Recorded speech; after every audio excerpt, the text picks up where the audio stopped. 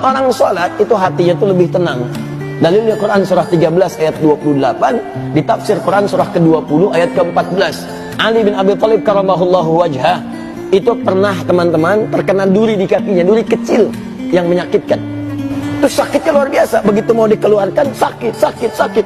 Ada seorang mengatakan, saya tahu kapan waktunya dicabut, gak usah dicabut sekarang. Begitu tiba waktu sholat, takbir Allahu Akbar, takbir, dicabut sama orang ini duri tadi.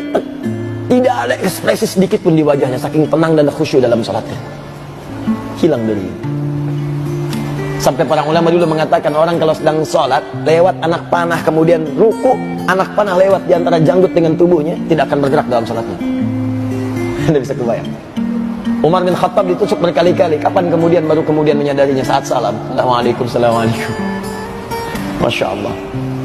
Antum sholat Allahu Akbar, khusyuk, bagus, ada nyamuk satu.